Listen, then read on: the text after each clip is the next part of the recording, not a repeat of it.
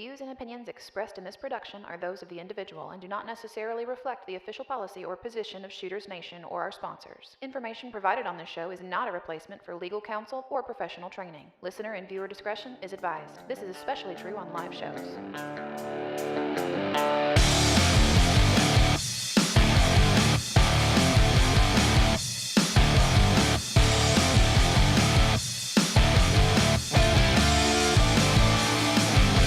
Welcome to the Shooters Nation podcast, the show created for you, the armed citizen. Join our hosts and subject matter experts as we talk about guns and gear, practical training and knowledge, Second Amendment issues, and the firearms culture. Be sure to join us after the show at shootersnation.com and become part of the Shooters Nation.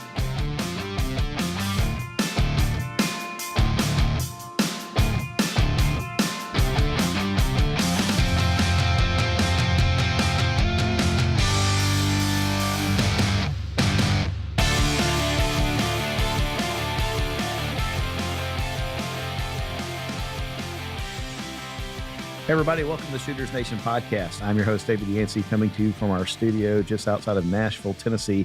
And I'm joined today by my wife, Sandy. So, Sandy, hello. Hello. It seems kind of weird that we're talking to each other in microphones across the same room. I don't know. It almost feels normal at this point. Why does that feel normal? Never mind. We'll get into that in a second. So let me take care of some business first before we get going. I want to remind you all that you can connect with us after the show at shootersnation.com. That's where you can send us feedback, submit ideas for show notes, sign up for News Blast mailing list, join the Shooters Nation forum, all that other fun stuff. You can also follow us on Instagram as @ShootersNationRadio and on Facebook.com/ShootersNation. While you're over on Facebook, be sure to sign up for the Shooters Nation community. It's perfectly free. That's where you can interact with us, other listeners, and some of our guest SMEs.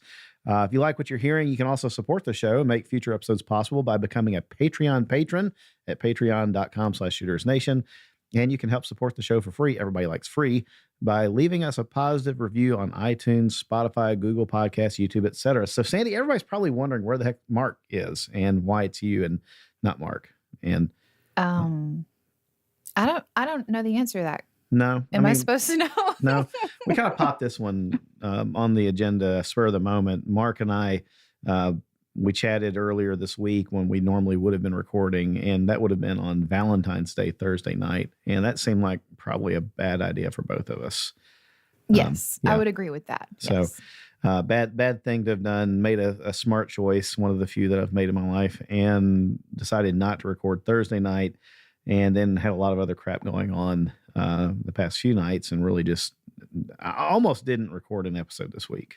So, but you had an idea. So I had an idea. Basically, my idea was just let's get on and talk about how you introduce your significant other to shooting. Right. So it's kind of like a post-Valentine's Day Valentine's episode, sort of. How to make a shooting date night not suck. Okay.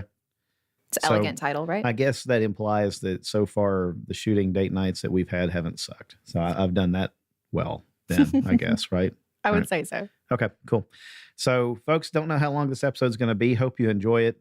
Stick with us and let's see where this thing goes, because today rather, I'm flying without notes. I don't have a map in front of me. I don't know where we're going. You're in control of this episode, Sandy, and that's kind of scary. Oh, I kind of like it. Yeah. That's all right. You have to live with me, so you can't trash it. Well, you get to do the editing, so you can take out anything you don't like. Pretty much. Yeah. Okay. This show could end up being an intro and an outro. Oh, yeah. Well. Yeah. All right. So what did you have in mind? Well, I think just a few notes and tips on how to get your significant other excited about your hobby.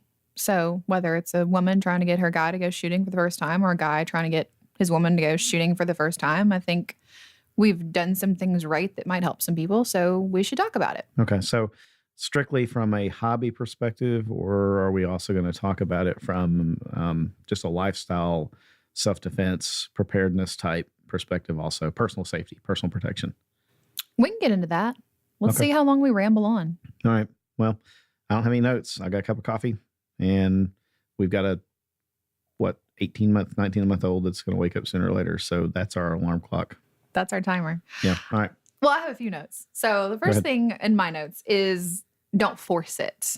I think that's probably the biggest mistake some guys make is they get their wife or their girlfriend or whatever, and they're really excited about this and they want to, immediately get them out to the range and show them, their awesome, cool stuff. But if your partner is not excited about it, or if they're scared, or if they're nervous, trying to force it and make them be really excited about it when they're kind of not, it's just not going to be a positive experience for them. I mean, how long had we been dating before we went to the range? We hadn't been dating that long, but I wanted to do it. Yeah, you kind of brought it up. Yeah. So I was like, hey, I want you to take me to do this because I'm interested in it and I want to get started. We've had other friends whose wives didn't want any part of it. Yeah. And, trying to drag them somewhere still do would have only made them hate it more. Yeah. I mean, we've still got friends that's, their spouses, generally it's the husband with the hobby or the interest and the wife doesn't care anything about it. So, we see that now. Yeah. Yeah. And folks have been married for a very long while. So, so I think the first step is just getting them comfortable with the idea of being around firearms. And, a few of the things that you did to help me, just because I was nervous about it. I'd never even held a gun loaded before. So, it was completely new to me and I wanted to do it, but I would be lying if I said I wasn't scared the first time I held a gun because I didn't know what it was going to do.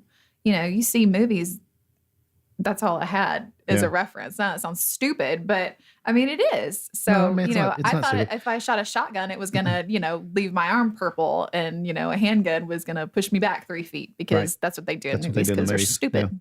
No, so, all right. I want to back up a little bit. So, when we met and started dating, of course, our meeting was kind of strange anyway. You showed up at my house for a gathering, a friend's party. And, like you never left. So pretty much. Yeah. So it's not like, we did the normal traditional dating thing where, or the modern day dating thing, I guess, where, you meet online and decide to, meet up in person or friends introduce you or anything like that. It's kind of, I don't know. Anyway, it feels like a little bit different. It's not like, we were on, I don't want to say Tinder because I think that's like a hookup site or a hookup app, right? So we weren't on Tinder. What do the kids use these days? I don't know. I mean, I don't know. Yeah. I'm not a kid. Well, that was a test. If you'd known what it was, and we were going to have a totally different podcast. So,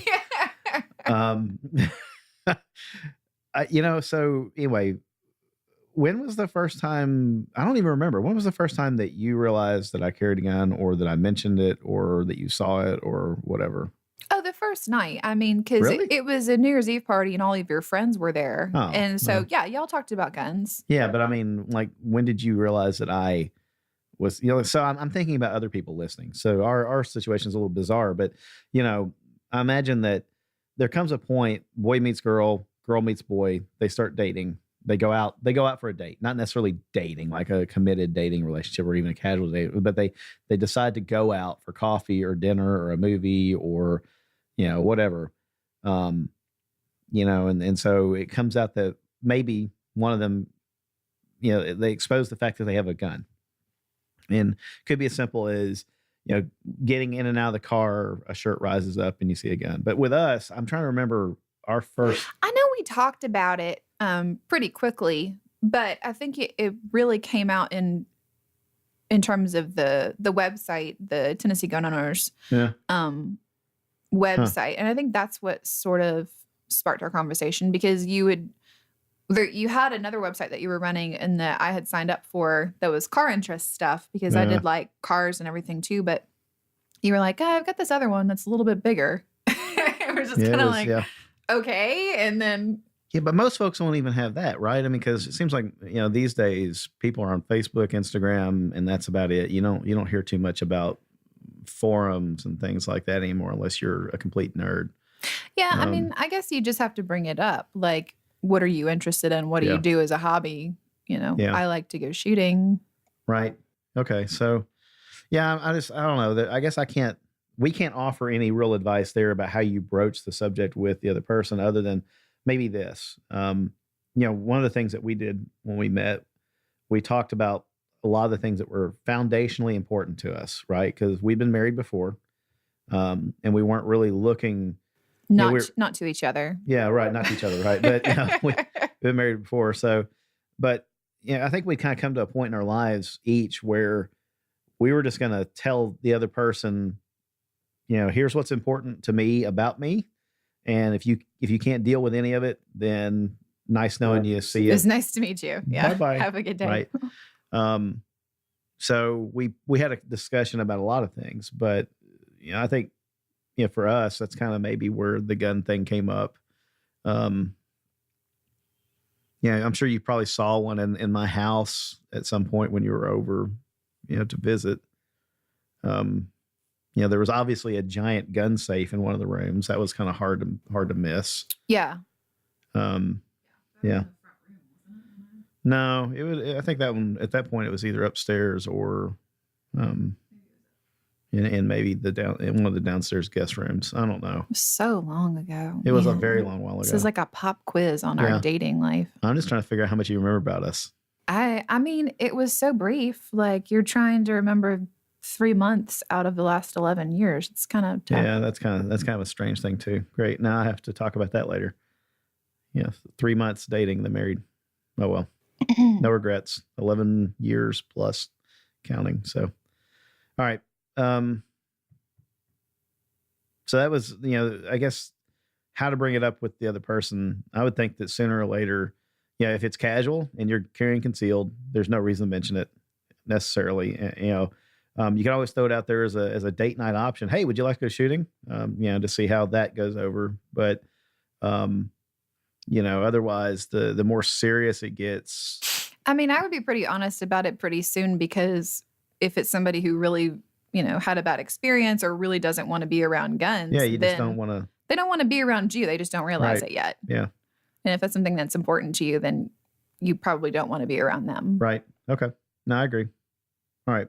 So it's a pretty big culture issue, I think. Well, it is. I mean, and the media and everybody else is making it a really big culture issue these days. So, I side note for the listeners, you're going to hear squeaks and pops and things moving around in chairs and, probably echo from one mic to the other because we're really in the same room and normally don't record during the day when kids are up watching movies and stuff. So, yeah. Someone can't stay up late with me in the evenings anymore. I'm getting old, getting real old. So, all right. And late in the evenings means 11, midnight because of the kid that won't sleep. Yeah. Okay. So, man, this is like quality time together. This is fun. It's probably the longest we've been alone together in a while. It's the longest we've talked about something that didn't involve a Disney princess or something. Yeah. All right. So we went shooting. We went to the range and you were interested in it already. Why were you already interested in the idea of shooting?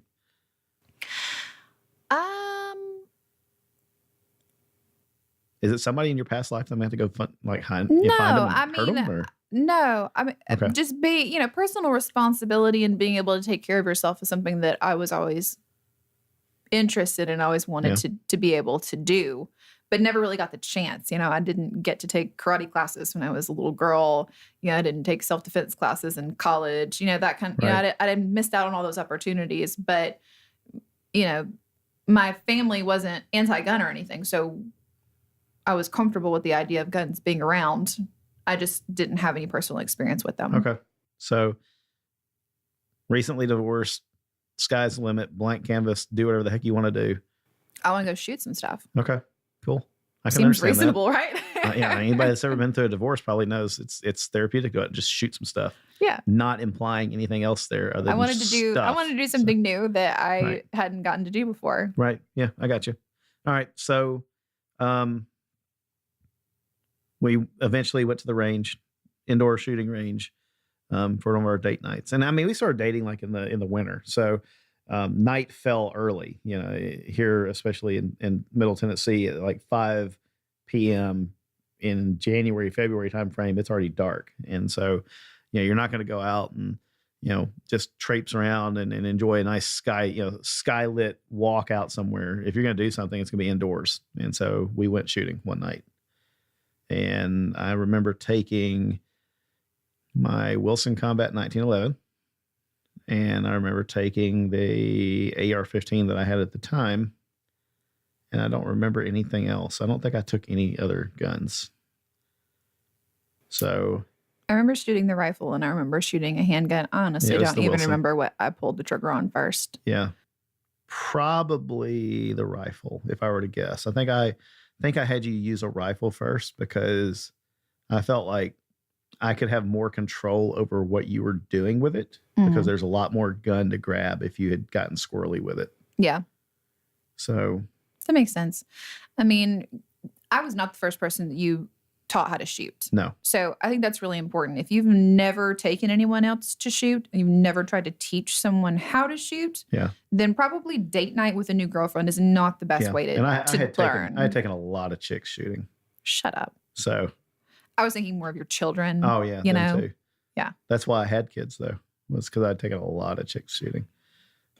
This is going downhill fast. All right, so So my advice, let's get back to what we're really supposed to be doing here. back on script. I don't have a Is- script I do. It does not include your ex-girlfriends. yet. Okay. But anyway, don't try to teach somebody something you're not comfortable teaching because it's not easy to teach. It's not easy to teach anybody anything. So shooting is no different. It's just a form of instruction. And especially if someone is nervous about doing it for the first time, then you should probably let somebody who knows how to teach do it. So instead of going to an open, shooting range and, handing her over your Glock or whatever you got in your waistband, you sign up for a couple's shooting class. I'm really glad you said in your waistband. I was waiting for you to say whatever you have in your pants, and I thought The phrase crossed my it mind, was. and I know. I saw it like you stumbled for a second there, and I thought, there it is. It's going to happen. So it didn't happen. All right. I'm trying to keep my end PG anyway. Yeah. Well, so I agree. It's not easy to teach somebody that you don't have a firm grasp on yourself, and we've seen it. We've seen people at the range, couples at the range, and it generally goes like this: guy teaching girl to shoot, and guy clearly doesn't know what the heck he's doing either. Yes. And it's bad. It's uncomfortable for them. It's uncomfortable for everybody in the range. Yeah. And it usually ends up in a fight and chick just walking out. Or lots of bad information, and the girl shooting has no clue whether or not what she's being told is right or wrong. Yeah. Yeah. So, and I've seen it even very recently at the range, like grandpa age guy with grandma age woman, not married. They're on a date or as friends or something. And the guy was so bad with his gun. I told him I was going to take it from him and he could go get it from the range officer because, he had come back and like pointing it at me as he was like clearing the mag, but he hadn't dropped the mag. So he's clearing the gun with a mag in it. And I thought, this is it. This is where this is going to shoot me. And I'm going to have to return fire and then tourniquet myself. So anyway, yeah, I wasn't happy about it, but that's what you see. I mean, a lot of times at the range, it's just, person with no fundamental knowledge themselves trying to teach someone else, and it's blind leading the blind.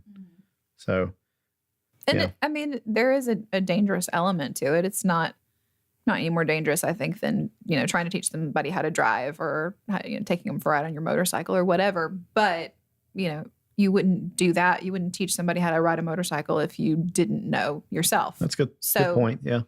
It's just putting you both at risk, and it's not doing anything for the cause. That's not creating a lifelong fan of, shooting sports. Yeah. I think, you mentioned something a second ago about what you see is, it ends up in a fight, guy and girl, guy and guy, girl and girl, whatever, right? Arguing with each other because, the one that seemed to know more was either demeaning or hypercritical or whatever. And the one that didn't know as much was frustrated or self-conscious or, defeated or scared or, what have you. Right. And so, or they called some BS. Yeah. They could have called some because BS something was, just really off. Yeah. Yeah. Okay. So I think generally when I start somebody out shooting, it's going to be with a rifle, especially if they've never had any exposure to a gun before, Yeah. I'm going to choose a rifle. Yeah. And like I said, it gives me more points of contact on a gun. It also has a much longer, I'm going to call it a longer sweep on it, a longer barrel. The dangerous end is a little bit further out, arm's reach away. And so, and especially with an indoor range, because you've got the baffles on either side of you, it's really easy to keep that one pointed in the right direction. Right. Yeah. It's really easy to set a handgun down the wrong way. But I don't necessarily like to put hands on a person when I'm teaching them to shoot, unless I'm adjusting their grip or their stance. Otherwise, I want to be off. And I'm talking like, hands maybe kind of hovering behind a shoulder or behind an elbow or something.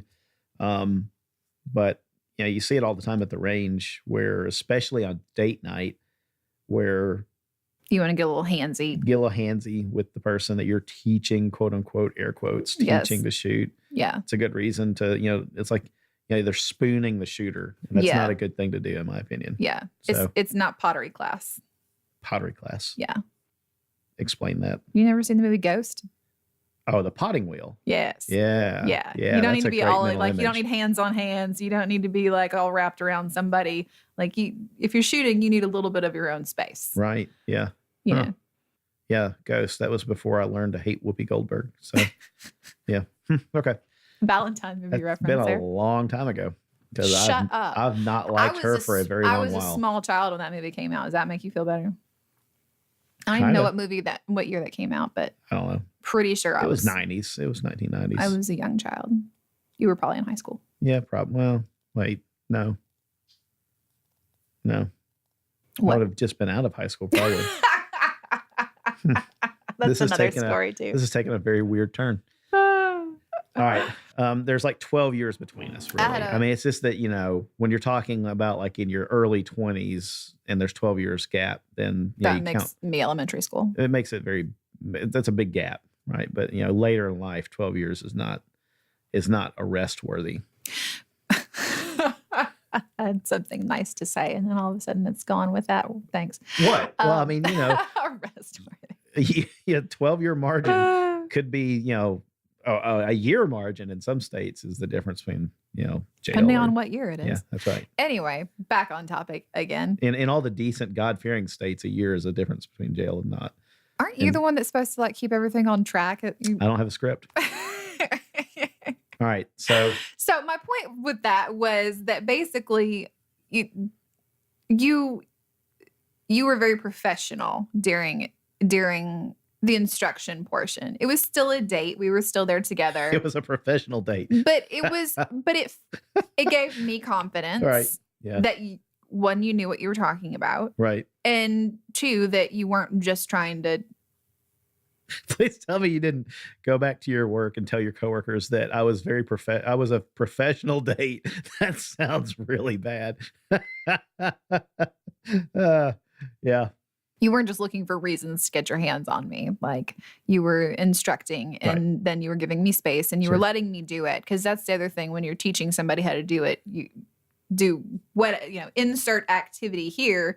You want to sort of take over and do it for them. Like, I struggle with that doing arts and crafts with our 5-year-olds. I'm like, I have to sit back and say, no, okay, let's practice on this sheet of paper. You do it yourself. Mommy, just draw the heart. No, I want you to practice. You have to learn how to do it yourself. Right. I can't just keep doing it for you.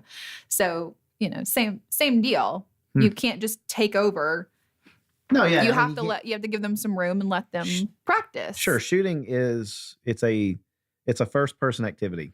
Yes. You can't learn a whole heck of a lot about shooting beyond the absolute bare bones basics by watching someone else. You have to do it. Right. So, and the ways that you did help me, do it confidently is you handed me the gun empty first and I pulled the trigger several times and saw what happened. I jerked it hard because I was expecting something. Right. It wasn't going to happen. And so I think that helped a lot. Just get comfortable with the mechanics of pulling the trigger, racking the slide without any ammo. So I wasn't worried about anything going bang. Right. Because again, this was brand new to me and I didn't know exactly what was going to happen the first time it went bang. So the first time that you did give it to me. You handed me the magazine. It had one bullet in it. Right. So there was I didn't have to worry about what I did after I pulled the trigger. Yeah, there was no It follow-up was going to shot. be completely safe. As Right. soon as it went bang one time, that was all that was going to happen. And that sort of gave me a little more confidence and just made me more comfortable knowing that, okay, I know it's going to be empty as soon as this one bang happens. I'm going to be able to lay this gun down. I'm not going to have to worry about what to do. Like, what if I don't want to shoot 8 rounds? What if I don't like it? Yeah. Then what do I do with this gun? It's loaded and it's in my hand. Where do I put it? You know? So starting with 1. And then once I did that a few times and was like, okay, I can handle this. Then, you know, you gave me 3 or 4 rounds and that was Yeah. it. And we kind of worked up from there. But, you know, you've seen, how many videos have you seen on the internet where tragic videos? You know, there was a case where a small child, like 10 years old, was handed a, class 3 fully automatic, I think it was like an Uzi or maybe an Ingram Mac 10 or something like that at an event with a full 30 round mag. And, you know, she pulled the trigger and held the trigger, and they'll empty a 30 round mag quick. Right. Mhm. And she killed the instructor, quote unquote instructor, very poor instructor, you know, for having done that. But, muzzle climb up to the right, like a, fully automatic weapon generally will. And, just blasted the guy. And I don't remember if it hurt her or not, but I've also seen. It definitely hurt her. Well, yeah, sure. Emotionally, that's traumatic, very traumatic. Right. But, I can't remember the details now on whether or not she was injured by the gun, but I know that then, you've seen, there was a case where a lady was handed like a 500, Smith & Wesson 500 mag, handgun. Mm-hmm. Right. So it's a 50 caliber revolver, Mm-hmm. and pulled the trigger, and, the muzzle velocity, the muzzle flip from that was tremendous. It flipped back, and then she shot herself in the head. Right. So it came straight back. She shot herself in the head. So that's why I start with 1 round. Thank you for not You know? showing me any of those videos before you took me Sure. shooting. Yeah. Well, that's probably a safety tip there for, pro tip. Don't do that. No, but Don't shoot yourself in the head. Yeah, don't shoot yourself in the head. Got No, it. but I mean, don't scare the new shooter. Yeah, Right. you're trying to build confidence in somebody. You're not trying to give them worst case scenarios. Yeah. Yeah, and you don't want a runaway gun. So if they've not had very much experience or any with it, the 1 bullet at a time is very useful because again, you get them oriented on the target, they pull the trigger, and then if they do anything squirrely with the gun after that, you don't have to worry about it. Okay, so that brings me to my next point. Make sure that you let them know how to dress for a range day. Because okay, yeah, I know what you mean. hot brass is real. Yeah. Hot brass is scary. Yeah. And it really, I didn't expect it. Now, you told me that, the brass is going to come out and it can be hot. And since we were in an indoor range, of course, it can bounce off the wall and come right back at you. Right. But I got one stuck between my face and my glasses. I remember stem. that. Yep. That hurts. Yeah. That was a weird place because most female shooters honestly get hot brass down the front of the shirt. Right. That's what I was going to say. But I dressed appropriately and I had a pullover that came up, it was tightly fitted. Yeah. And it came up all the way, past my clavicles. And, it wasn't loose around the neck. It had a hood and I caught some brass in my hood, but that wasn't touching my skin. But it came up high around my neck. And, I wasn't wearing anything low cut. Yeah. I don't like shooting indoors for honestly for that reason. Cause that stuff, on the dividers between lanes, if the ejection port of a rifle or of a handgun, either one is, close enough and in the right angle from the divider wall, that stuff comes right back at you. Yeah. I've caught it between the glasses and my eyebrow before. Mhm. I've caught it actually in the crook of my elbow and my support hand with an AR. And that was great. I had a, 5.56 casing tattoo on my arm for a while, or a brand, from the blister. So, but you've seen those videos as well. There was one not too long ago that made the rounds, and some guy in a, loose baggy shirt, I think it had a collar on it, and he, shot, and a hot brass went right behind his neck, and he reached up to pull it away and shot into the, into the ground behind him, where the guy was walking behind with a broom. Shot twice. Yeah. I think he discharged it twice before he got his hand off the he did the trigger. hot brass dance. I'll get that out sooner or later. Yeah. And so okay. That's true. So make sure you let them know what you're going to be doing and how to prepare for that. You closed-toed shoes. You don't need to go into shooting range wearing your sandals. Right. Yeah. Generally. Right. So yeah.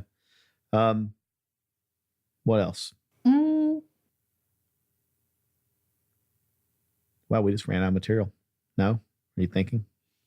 You're reading. That was all my notes. That was it? Yeah. Wow, that was a short episode. Well, I mean,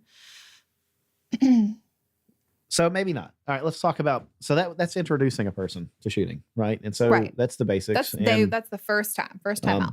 Yeah, I think, my recommendations, if you're introducing a new shooter, first of all, I would say we were lucky that, we'd had the talk and we kind of knew what was important to each other, or very well knew what was important to each other on a variety of subjects. But we'd even covered politics, right? Mm-hmm. A lot of people don't do that. A lot of people, they're not going to talk about politics on a date because they'd like to have another date and, whatever. So, if you're teaching a person, leave politics out of it, especially if you're introducing a new shooter to it or somebody that's uncertain. I think I've talked about this on a recent episode, just, an apolitical shooting experience, and make it safe in a variety of ways. Safe, physically safe, but also ideologically safe, where it's like, look, we don't have to talk about what you think about this or whether you think that we should have it or not. You're just going to hopefully have some fun and learn a little bit more about it in the course of the event. The other thing I think, you don't go to a college class on day one and expect the professor to dump everything on you all at once.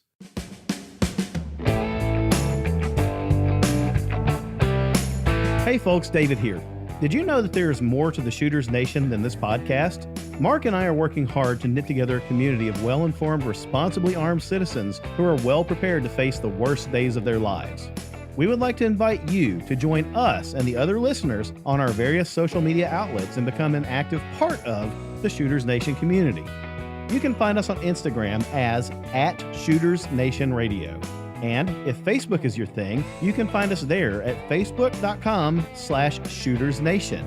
While you're there, be sure to click on the link to join our Facebook Shooters Nation community. And as always, you can head over to shootersnation.com for more listener resources.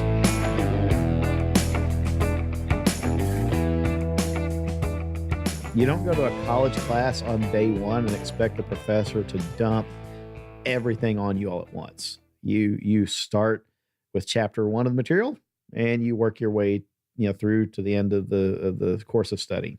And so it wasn't, for us, it was, here's the basics, the muzzle goes that direction. Here's the trigger. Here's the safety, got you used to it and then had fun. We didn't worry about, punching the bullseye out of the target. We just worried about keeping the rounds on the target, in a safe direction. Yeah. And I don't even think that I shot that many rounds the first time, because it's tiring the first time you do that just mechanically with your hand.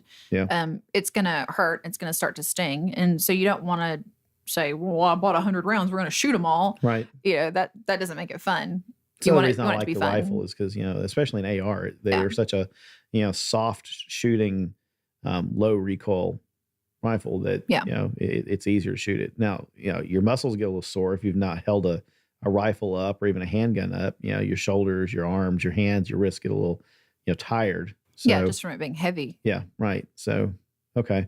But yeah, I would say just try not to cram, the full course load into the first session or two. You're not trying to impress somebody with your breadth of knowledge for, shooting. Yeah. Oh my God. I see that. We've seen that. We've seen super Let me tell you how much I know. Right. Super douche at the range, going full operator, telling, the poor woman everything that he knows about everything. And, she's just trying to fathom, I've got this thing in my hand. I point it that way, pull the trigger, and it makes a loud noise. Right. Right. So, yeah. Okay. So introductory, pretty good basis right there for, how to introduce a person to shooting, date night shooting, first time, whatever. I will say, I think that the indoor range was probably less, overwhelming than the outdoor range. Just, I guess it depends on what kind of an outdoor range you're going to also. And how busy it is, I guess. Yeah. With an outdoor range, you typically have to walk out into the middle of this thing and put your targets up, which means you're walking in front of people that have guns. pointed in that direction, Right. whether or not they're handling them or what, there's range rules to keep you safe. But if it's the first time out there, you don't really know, and you don't know any of those people out there. I Right. don't trust any of those people. I still don't I trust any of those people. Yeah. I mean, if you notice, you're the one that hangs all of our targets when we still go out to the shooting range outdoors. Wait, 'Cause what? I don't like it. That's why? Great. Okay. Well, life But yeah, insurance is being in paid up. being in a smaller enclosed space where there's a little bit of separation between you and the next person, shooting. Yeah. And it obviously it's not, I mean, they could shoot you if they really wanted to, but Needed to. This is where the ex-girlfriends it come may be in? a false Or- sense of security, but there is a little bit of a sense of security just to have those baffles there and to have a little bit of distance between you and you have your own space. Whereas at an outdoor range, everybody's mixed kind of feelings everything's on it. sprawling around and there's just it's a little more chaotic. Yeah. No, I mean, yeah. Indoor ranges are more accessible for a lot of people, right? Especially in areas where there's not a large surplus of rural land to have a shooting range and that kind of thing. So indoor ranges are probably going to be more common and more practical for a lot of our listeners. If you've been in an indoor range, hopefully you know what to look for. If I'm not shooting, man, I'm stepped back away from the dividers and I'm watching because those dividers are also blinders. You don't see what the idiot next to you is doing. And an outdoor range without those kind of dividers, I have a better view of what the guy next to me is doing with his gun and whether it's safe and whether he seems competent or whether he seems like the guy that I should threaten to take his gun away from him and let him reclaim it from the range officer. So anyway, I really don't like people pointing guns at me at the range. It's just sooner or later you have to decide, does this person intend to shoot me or what? So all right, so what about just like, I think, the next step would be in thinking chronologically through like a relationship. Dating's going pretty well. You don't hate the other person's face. You decide to hang out with them more often. Now you're kind of a thing. You're around this person more often. Now you're probably going to find out that they carry a gun, routinely if they have a carry permit. And, they might conceal that thing. You might not find out they carry that gun until it thunks on the floor when they drop their pants, right? So,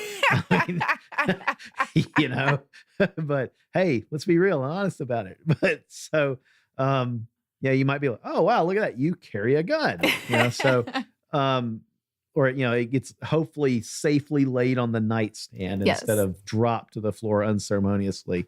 If you've got a Sig 320, that's probably the last thing you'll ever do.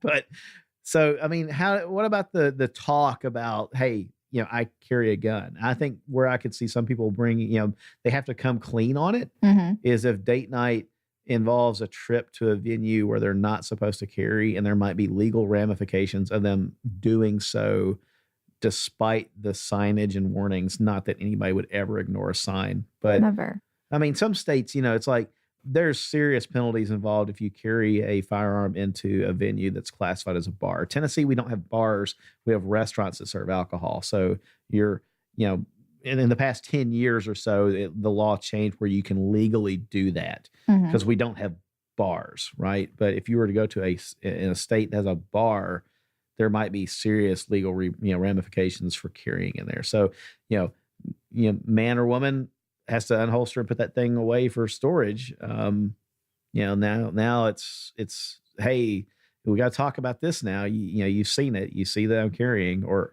whatever other scenario. I mean, I'm trying to remember, but I think that really we talked about that more as far as like what are we gonna do? Like, what do you like to do? And part of that came out with the discussion of, well, do you obviously we're in Nashville. It's a lot of music stuff, venues and things. So do you like to go downtown and listen to music? Do you like to go to bars? Do you like to go to concerts? Because all of those places are places you wouldn't typically carry. Right. And so I think that we did discuss that a little bit as far as just, there's some things that I choose not to do because I, can't legally take my firearm to those places.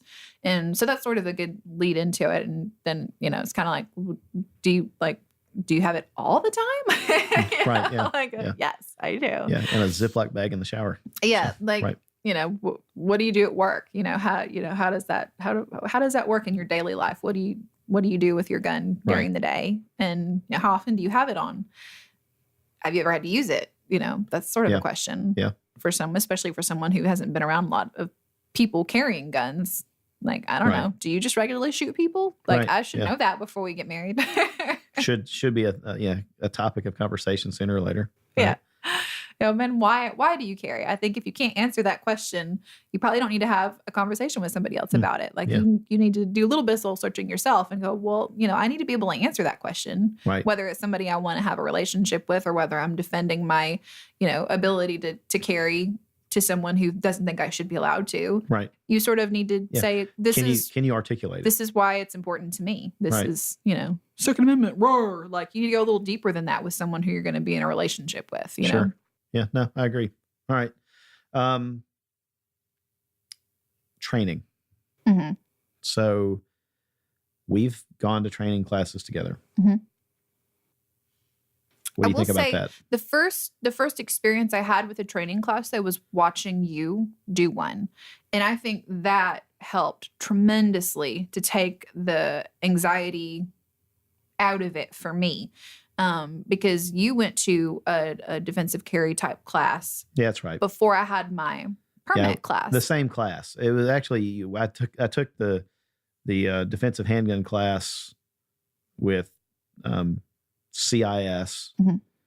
A local school that is unfortunately now defunct here in Tennessee. And you did your permit class afterwards, Mhm. and then we both went back through the exact same class Yeah. that I had gone through previously again. Yeah. So- But I got to see that. I got Yeah. to see how a class worked. And that sort of takes some of the intimidation out of it. But a lot of people won't have that option. They won't have the ability to, watch their significant other, go through a class, and because you stayed there, you stayed pretty much the entire time, didn't you? And watch the class, or Yeah, I did. Yeah. But I mean, it was just I don't it was a remember. day-long class.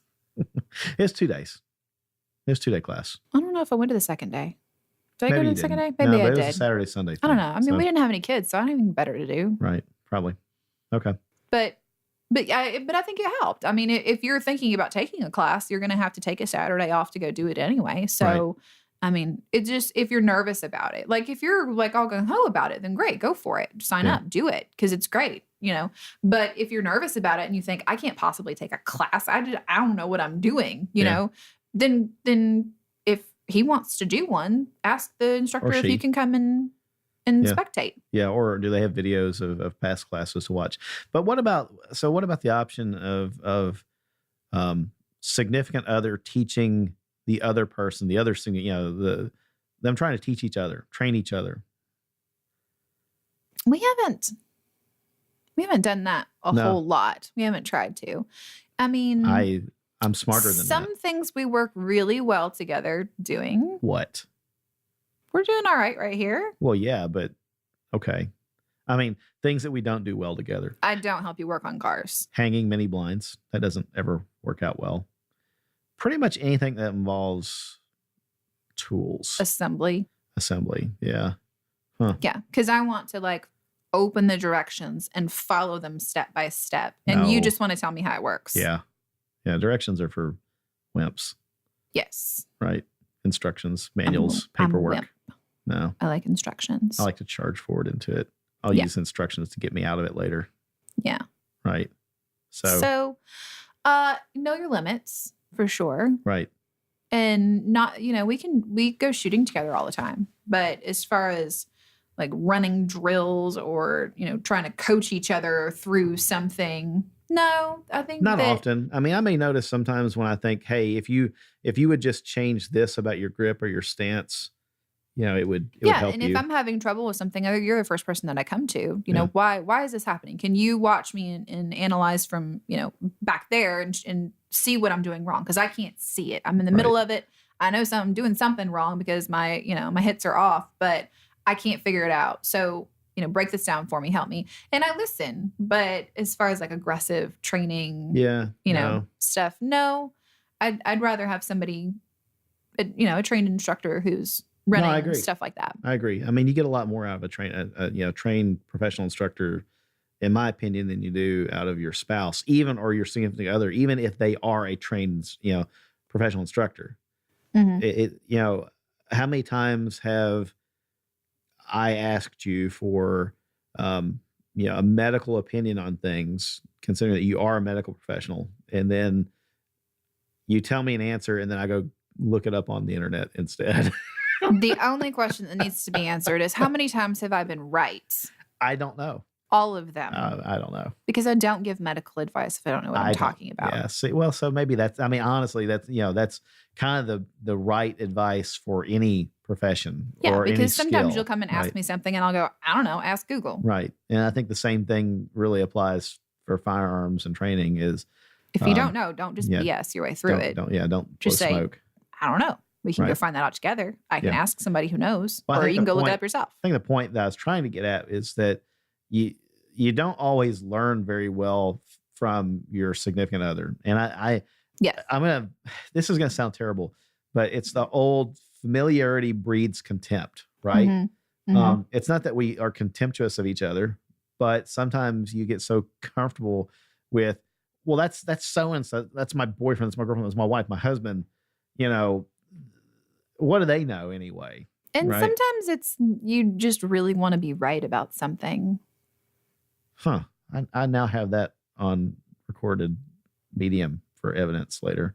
I mean, I was talking about you. Well, it doesn't matter. I'm actually gonna make that like an Alexa skill, so that like occasionally I will say, Alexa, when is Sandy right? And then that will come up, and occasionally just when we write about things. So yeah, in your own words, in your own voice, that will happen in our house. Just saying. Okay. All right. So I will admit it. Sometimes I just want to dig my heels in and be right about something because I want to. Right. And I think the same thing happens with learning a skill or teaching a skill to somebody else or whatever else. Even if you're wrong, you want to be right. And damn the odds, you're just going to stick to it. And right. Yeah. All right. So, go to cooking class, go to a shooting range. Yeah, but go get an instructor. Take training together. Yeah. I think there's a benefit in taking training together because we had a common language, had a common experience. Not only was it fun, it was something that we could look back at and say, hey, yeah, we did this together. It's like taking a trip or going canoeing together or something. Oh yeah, absolutely. We did this together, even though one of the times that we canoed together, I wanted to drown you. But you remember that one, right? I don't know what you're talking about. Yeah. Mm-hmm. Yeah. I remember a tree in my face and somebody really having trouble steering. Right. That's what it was. That's exactly not what it was at all. So anyway, but it's a common experience that you had together. Yes. And so we had a similar language, and we could talk about, there was this thing in class, and you would pick up a different thing, a different aspect or a different nugget of knowledge from the training class than I did. Mm-hmm. And so kind of like the after action report, the debrief that we had, at home later, it was cool because you had two brains going through the class, experiencing it in slightly different ways. And, I got to learn from you after the fact, and hopefully you got to learn from me after the fact, because we were both sharing what we had, experienced and interpreted, and, oh, this worked for me, this didn't work for me, whatever. So it was kind of fun. You pick up things that are important to the other person as well, which, is important just in general in a relationship to make sure you're paying attention to what they pay attention to. Right. So it's nice to have their perspective and to get to know, well, why did that stand out for you? Well, because of this. Yeah. And, like one of the things that stood out for me and was sort of terrible, but impactful was, they made us watch, they didn't make us watch, but we watched the Columbine shooting video from inside the school. Yeah. And that's something that shifted my perspective deeply and forever, because it's not the story that we got told from the media or from the police or anything. You don't know what happened in that school building if you haven't seen the video from inside the school. The stories that got told on the news were not just not what happened. Yeah. I mean, so I don't know. I don't want to go too far down the rabbit hole with this, but I was thinking about when we had William April on the show, he was talking to Mark and me about you have to predetermine where your line is, right? And in a self-defense situation, you have to know that, okay, this is going to be a trigger. When I get to this point, the fight is on. And for him, it was, I will never allow myself to be put into a car and taken somewhere else against my will. He said, we have a name for that place that they're taking you. It's the scene of the crime, right? And what stood out for me on the Columbine shooting video was the simple fact that begging for your life against a determined psychopathic individual is no better than just taking the chance of fighting them, right? Empty-handed, improvised weapons, a book, a chair, a ruler, a stapler, a fire extinguisher, anything else like that. Give me something, even if it's just my empty hands. If we're now in a situation where somebody's got me, at gunpoint, they've crossed that line. Because the odds, you saw what happened in the Columbine shooting video was the kids begging for their lives only to be shot while those two a-holes laughed about it. So, for me, that was kind of like it. Jared Reston talks about flicking your switch. When your switch is flicked on, everything's fair game. Yeah. Right. And I think that for me, that was it. Right. So, I mean, I'm curious. Right. So what did you take away from that video? I mean, I think for me, it was more just a loss of innocence as far as what people are capable of. Because again, I'd never really watched, I mean, it wasn't like before the internet, but it was, there wasn't that footage that much. hadn't been out there very long. There wasn't much on the internet, saw right? It, right. Yeah. Because it just wasn't. People didn't want to see it. I mean, I was in high school when that happened. So, I mean, that was a huge part of my life, and everything at schools changed after that, So my whole world changed in that moment. And so to go back and watch it as an adult to see, when you're, because they turned it into such a circus of, well, these kids were just bullied. Oh, their parents just didn't pay attention to them. Yeah. Oh, this, oh, that. They were very much given victim status. They tried to rehumanize these people that were monsters. Yes. Right. And to go to watch the actual video and to hear their words and to hear them torment other children before killing them, and then kill them anyway. Yeah. And then at the end, them deciding to kill themselves because they also played it up as, oh, well, they planned it. They were going to go in and take out as many of people as they could with themselves. Right. And that is not what happened. No, they were chickens. They decided sort of spur of the moment, like, oh, cowards. Let's just do it ourselves because somebody else is going to do it. I'd rather do it myself than somebody else do it. But they didn't plan to walk in there and kill themselves. And it was like even the 1, 2, 3. Oh wait, are we going on 3 or after 3? They had no the plan. hesitation. It was everything was spur of the moment. You can't prepare for that, and you can't. You have to accept the fact that you can't reach everyone. You can't save everyone. Right. And it's not sometimes I don't want to say it, but it comes down to it's him or me. Right. And you're not always going to be able to talk yourself out of a situation, right. Especially growing up in a fairly safe city, being a young girl, being pretty, you can talk your way out of a lot. Like, I don't think I opened a door myself until I was in my 20s. Like, that's just life. I'm totally editing this part out. So, to be in a situation you look at and go, there was no way out for them. Yeah. Like, they should have run. They should have fought. They should have done something. They had to have done something. And they all just froze. And I just very clearly remember thinking, I don't ever want to be the person that freezes. I want to be prepared. I want to make a choice. And I want to do something to preserve my life, whether it's fight, whether it's run. Because some of those kids got out, even from the cafeteria when he had them all pinned down. Yeah. Some of them ran and made it. Yeah. It's always worth fighting. Right. No, I agree. Okay. Interesting. Back to the topic at hand. So, married now, have a house, have kids. Yes.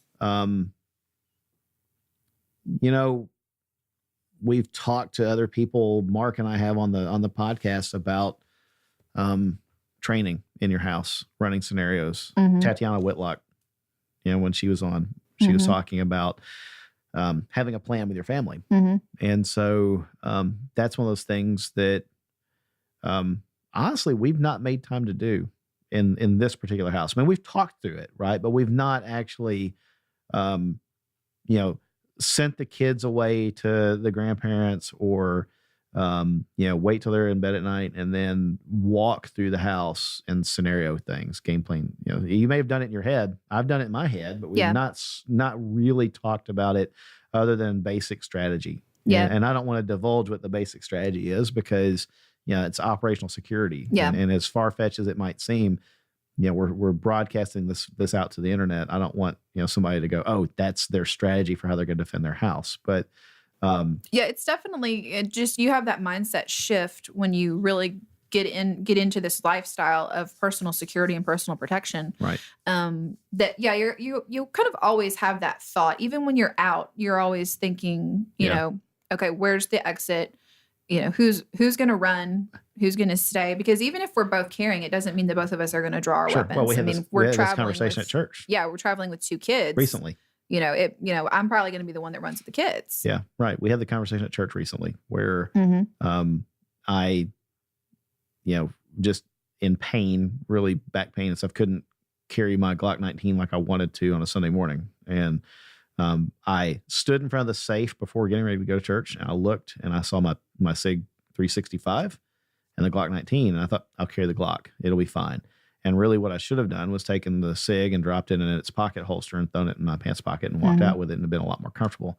But instead, unarmed at the church because, the pain of just nerve and everything else couldn't handle that, inside the waistband holster, making pressure. So, you carried and, we kind of jokingly said, okay, so if something goes down, you're just gonna give me your gun, right? That's what I told you. Yep. And, really. But I'd already thought about it. You'd already thought about it. Yeah. Yeah. I'd already thought about that. Right. So, and you were carrying your MMP 2.0. So I wasn't completely unarmed. I just didn't have it on my person, right? Which sucked. I won't do that again. So anyway, I think that, I would like to find a time when the kids are either asleep or, with grandparents or whatever, and just do a walkthrough of the house and really think about angles, and scenarios. There's only 2 possible entrances that a person could get into our house through. And multi-level house, we have some options. We have ways to stockpile some things in parts of the house that the kids couldn't get to. Yeah, but that's the other thing it enters into the equation. Then once you start having kids, then the safety and storage more becomes safes. a more complex conversation than when it's just 2 of you adults living in a house. We need another safe. Yeah. See, you just said yeah. We need another safe. I said I don't. That wasn't a yes. Yeah. Yeah. So. But no, I mean, I'm thinking through, really, I think that, you want safe ways of storing a firearm, but I can see advantages of having them in other parts of the house other than like the master bedroom or on your person or something like that. Yeah, because you don't want to get stuck in one portion of the house and not be separated from your weapon. Right. But I've also, you talked about, we haven't really done scenarios, but I have done some stuff with the kids. Yeah. I've talked about that with Coraline. Really? I haven't done a timed drill we don't have like a code word, but she knows what I expect from her. If a bad guy came, like a fire, you want to have a fire drill for the house. So, and even small things like training her not to go run screaming to the front door every time the doorbell rings. Right. Because how many of those doorbell cam videos have you seen now? Is some guy ringing the doorbell and he's got a gun behind his back and he wants you to open up so that he can come in and rob you. Right. I don't want my daughter's face being the first thing they see in the window of the door. So, but that takes time and patience and training because little kids are excited. Right. They want to know who's at the door. They go run screaming. She's the first one to let me know there's a package on the front porch. So that takes time and effort and persistence to sort of develop that. Okay, thank you for letting me know that the doorbell rang. Let's go together and see who it is. Yeah. Well, so I mean, like cheap date night activity, because when you get old and married and have kids and stuff, we don't go out on the town like we used to. I mean, first of all, people annoy us. That's true. So, I mean, the young people out having fun annoy the hell out of me. And it's not that I'm envious of them having fun. It's just that I, a little bit wiser, than I was back in the day. I know that bad things generally happen in large groups of people. True. And, the news tells you that. And also, I just want to be somewhere quiet. Right, Like yeah, I listen to Disney movies all day and screaming kids. And, if we get a moment alone together, it's not going to be at a loud restaurant with music playing and 500 people talking. Right, right. I just want to be able to hear you speak. Yeah. So I guess what I was kind of thinking through was date night activity for the married folks, go to the range if you want to or something like that. But, also send the kids away to grandma, grandpa's house and at least once or, babysitter or something, but at least once do a walkthrough of your house and talk about a plan. It sounds really, it sounds real exciting, doesn't it? Real romantic, but I don't know. It's fun. I mean, it's just another scenario based thing. I mean, I think about you probably, well, if you have any sort of mindset for personal protection, then you probably have thought about it. But, I think about, well, what would I save in a fire? What would I save in well, here it's tornadoes, it might be earthquakes where you live or flooding, what would you save? How are your valuables stored? What could you grab and go quickly? Yeah. What would you keep in a protected area? Right. So, and it's the same way with yourself and your guns. Yeah. Well, yeah. So, I mean, obviously kids, us, first party out, dogs, and then grab as many guns as you can fit in your arms and go outside. That's important. Yeah. And, I think about I would somewhat facetiously. I would need diapers because I have one in diapers and I don't want to be stuck in the same diaper for 24 hours, Yeah. So there, we have different priorities. So it's a fun thing to talk about and think about your strategy. And one person may be grabbing we're crazy people. Like maybe grabbing the bug out bag full of guns and the other one. The listeners are probably, this kind of renesates with them and maybe we're not crazy. I'd love to hear from anybody that has similar conversations with their spouse or significant other. But, if you don't listen to the podcast, other people would look, think, man, y'all are nuts talking about this. But, hey. Hope not. I'll fly my crazy flag. That's okay. Right. I mean, I pack my diaper bag thinking about what I might need if I get stuck somewhere. I'm going to say this. What do you call people that accuse folks of us like being nuts when the stuff hits the fan? Victims, right? I don't want to be a victim. So it takes planning and forethought to not be a victim a lot of times, and a little bit of luck. But. Yeah, and sometimes you drop your keys down a drainage culvert with your kid locked in the car. Yeah, you get to meet cops that way though. So that was a fun scenario. Mm-hmm. We've walked through that one several times after the fact. Yeah. There you go. You can do a podcast episode, with Kristen, Mark's wife, and y'all can talk about how women can meet hot single cops by dropping keys down, drainage culverts. Yeah. So, yeah. Yeah. The way to get wasn't bad for you, was it? The way to get a cop to lift a 100-pound metal grate out of a parking lot and jump down into a 4-foot culvert to retrieve your keys is to say, could you guys call the fire department? Do you think they could help? Dirty. I like it. True story. I've never seen a cop act faster. Yeah. Well, that's what they say. I'm not, I've run a chance at this point of alienating half my listening audience one way or the other, right? Depending on if you're pro That's cop, what we do on a weekly basis, pro right? firefighter. I don't even want to make the joke. You don't have to be for or against either one, except you have to know that there is a rivalry between the two departments in your town. There always will be. Yeah, we've been fortunate to have mostly police friends, right? But they tell jokes, and the firefighters tell the same jokes. They just change it. It's the same joke. It's just they change one for the other. I remember the friend I'm thinking of off the top of my head said, that, what firefighters and cops all have in common. They both wanted to be cops when they grow up. Yeah. Right. And so, but I've heard that same joke. Firefighters tell it. Yeah. Right. So anyway, it's funny. Yeah. All right. Cool. Well, so we're at an hour and there's no reason for us to make a really lengthy episode, but is there anything else that you want to talk about? It's the most we've talked in like a week. I know. I'm not even sure if I like you. I'm sitting here like I'm getting to know you again. I think we just planned our next 3 date nights, didn't we? Doing this? What? Yeah. Oh, podcasting? We should do date night podcasts or what? No, I was thinking about running scenarios in the house and going to the shooting range and doing a training class. It's kind of weird because then I wasn't going to be able to do a podcast with Mark without thinking of my dating Mark. So anyway, Mark's now very uncomfortable. So Yeah, Corey, if you're listening, make sure you give Mark lots of hell about that. So, all right. Your other wife. Yeah, my other wife. Yeah, my podcast wife. It's like a work wife, podcast wife. Well, I mean, you do stay up later for Mark than you stay for me. I'm This just is true. saying. This is true. Like, we tried to record after the kids went to bed, and you're like, I'm too tired, I can't. But you and Mark stay up until midnight all the time. Mark's milkshake brings all the boys to the yard. Oh my God. All right. Cool. I think we can end on that note. I think that's a great place to stop. We should end on that note. I think so. All right, everybody. Hope you had fun tonight. Hope you, I don't know, learned something. And if nothing else, we gave you some fuel to talk about with your significant other. Really would love to hear back from you all, though. If any of this resonated with you, let me know.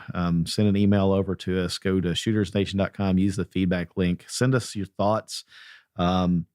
We'd had listeners say before that they enjoyed Sandy when you were on, especially you and Kristen. So would love to get another women's episode going, but y'all got to do something about your kids. I know. They're wild, aren't they? They are. Right? I guess I need to hire a babysitter so they can do a podcast. Anyway. All right. So we hadn't done one together like this. Well, I mean, we were together on the episode with Tiffany, but we hadn't done an episode where it was just you and me. So I did hire a babysitter for that episode. You did hire a babysitter for that episode. This is our first attempt at not having the kids corralled. Is it really hiring when it's your dad, though? I mean, it's kind of like, it's kind of a gimme. I mean, he wins in that more. I still arranged it. It still takes effort. Thank you very much. Pat yourself on the back. I will. All right. Very good. Folks, I don't get to pee by myself. Cutting you off. We'll take it. Cutting you off. We're done here. No more truth in this episode. All right, everybody. Special thanks to our patrons who directly support the show and make future episodes possible. If you want to be that person and support the show, head over to shootersnation.com and look for the donate button. Shooters Nation logoed merchandise also available in the Shooters Nation store at shootersnation.com. And while you're there, definitely the one cool thing that you can do for us for free is use that idea link. Tell us who you want us to interview, what subjects you want us to cover, and all that fun stuff we really want to know. Be sure to head over to squaredawaycustoms.com. Look at all the Kydex goodies that you can purchase, the Polymer 80 frames that you can purchase, all the other cool stuff Mark and Corey and Kristen and the gang got over there, and use coupon code ShootersNation, all one word, to save yourself some cash. Last but not least, be sure to connect with us over at shootersnation.com. Sign up for the Mail Blast mailing list. That's where we send out announcements about upcoming shows, live events, special promotions, etc. And follow us on social media wherever you might find us. That's it. That's a wrap. This is the latest Valentine's Day episode ever, or we're a year ahead. We're ahead of schedule for next Valentine's Day, right? That's the way I prefer to think about it. Yeah. It's a positive spin. All right, everybody. Have a good week. We'll talk to you later. Be safe out there.